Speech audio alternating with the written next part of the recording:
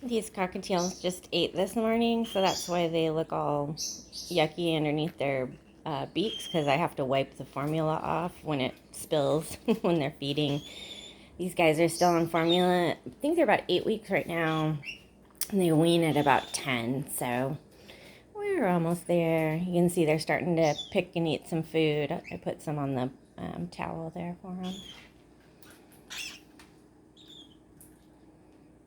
It's really curious right now.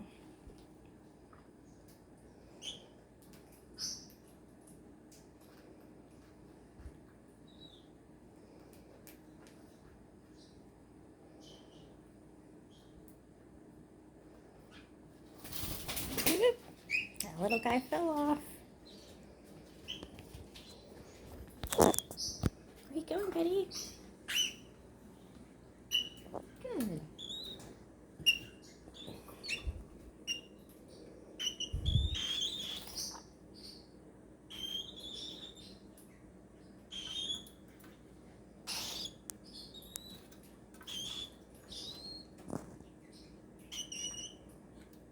So the little squeaky noises they're making is sort of like they see me, so that's kind of how they squeak for food.